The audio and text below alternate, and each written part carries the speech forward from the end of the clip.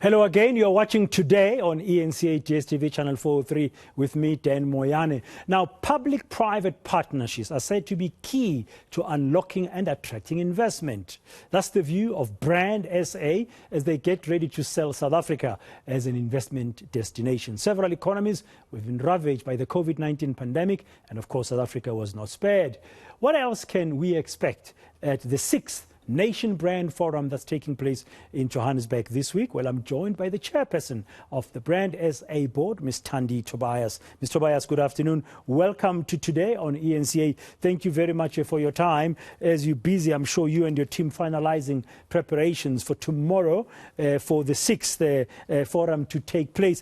It must be taking place, it is taking place at a very challenging time in terms of where the world is at. And of course, we've got that big shadow, that big cloud of the Russia-Ukraine war impacting on all sorts of issues, and our rand taking a knock against the US dollar, or the US dollar becoming very strong. Do you think it's going to be an easy way forward for you as you unpack your plans for attracting investment into our country to enable the economy to grow? Thank you, Braden. Yes, it's a very easy thing because we marketeers. And part of the things we do, we explain to investors why they need to invest in South Africa. So the team is always ready to do that. And we do research so that we can be able to showcase why the importance in investing in South Africa. So we are very ready. That's why we are hosting different stakeholders, from investors to local entrepreneurs to the Pan-African business people and the media and all other stakeholders. That's why it's important for the media to play its part, because it's through the media that we explain our projects. Yeah. So what are you going to be telling? Why, as marketers, what do you tell prospective investors? Why must they invest in South Africa? First, South Africa, it's a very strong trade country. We are strong in tourism.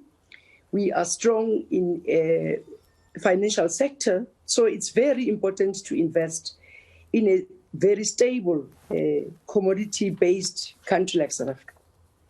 But the economy is not growing at the rate at which it should. Since 2013, on average, our economy per year has not grown by over 2%. Even the projections, the forecasts over the next year. So if an economy is not growing, how do you encourage investors to come and put their money here? It is precisely when the economy is not growing that we lure investors to come invest. And let me just give you what Bloom Consulting has told us. It says that in relation to the South Africa, and this is the report that also went to the World Bank study on South African economic update, it says that if South Africa invests in youth entrepreneurship, will be able to create an employment and deal with unemployment and grow the economy. And I'm saying this, having seen what has happened to the repo rate, having seen the revision of the economic growth from that projection to a 0.7%. Now, I understand that if we involve local and foreign entrepreneurs, especially small business, will be able to crack it. And it's based on research and study done by both the World Bank and Bloom Consulting. Therefore, this is the opportune moment for us to do exactly that.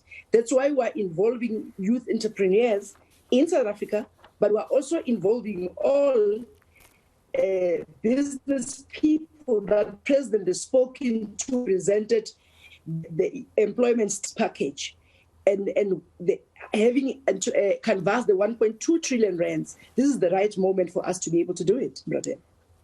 Yeah, just another issue I want to put on the table as you gather to try and sell South Africa to prospective investors is the fact that South Africa has until the end of this month of October to prove to the global economic community that it is secure and is taking action to mitigate financial crime and is doing enough to avoid being grey-listed. I'm sure you've heard about this grey-listing challenge by the Financial Action Task Force. You must be concerned as well that country must not be grey-listed. Brother, unfortunately, you are speaking to the converted. I used to be a member of parliament and I used to serve in the Standing Committee on Finance.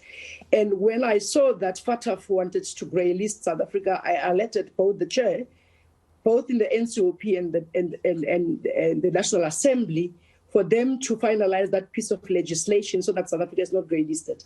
I can assure you, having talked to different stakeholders, South Africa will not be grey-listed because we are dealing with the finalization of that piece of legislation. Thank you. So that's going to be helpful, helping your cause. So who's taking part at this forum this year? You've mentioned you're involving young entrepreneurs as well, and there's a talk of promoting public-private partnerships. So who will be in this forum this time around? We have business people and South African business councils. We've got business and media all the way from Ghana, Tanzania, and all other African countries. We have youth entrepreneurs. We have seen them yesterday in the symposium. All those local manufacturers of the Batu and the local jeans, they will be there tomorrow. I invite you, brother, to come and see what we do in real action. Okay, that's hopefully one can make it. Besides trade and tourism, what other sectors are you excited about that you can showcase and entice people to bring their money here? We produce commodities for the automobile sector. If you remember, we export car components. So we will showcase all other products that are produced in the country so that business can start engaging one another. So all the business council in the country will be there to have one-on-one discussions with African counterparts, because we have agreed with this SG of the Africa Free Trade Agreement, Mr.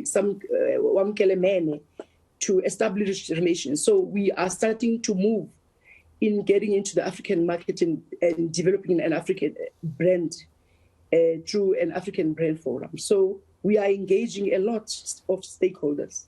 So it's quite a big gathering that we'll have tomorrow at the Sentin Center. Okay, besides the grey listing issue which you've addressed, you say you're confident that South Africa, come the end of October, it won't be grey listed. What other issues or hurdles, obstacles you foresee that need to be focused on to enable you to sell South Africa properly? One of the obstacles, it's how we report about events in the country. It's very important for the media to understand that we are all responsible for the nation brand. Therefore, sometimes how we highlight issues that are being dealt with and policy matters. If policy is not clear, that can create a problem. Therefore, crime, we are dealing with that. At least the Minister of Police has now come forward to address the nation now and then as there is a challenge. But also we understand it is important for government to be very clear on its policies. Okay, policy certainty and how we in the media portray some of the achievements and the stories in the country. Thank you very much for your time, Ms. Thandi Tobias, Brand SA Chairperson. Good luck with the forum that starts tomorrow. That's a Six Nation Brand Forum in which South Africa once again pushing hard there for the foreign investment, much needed foreign investment.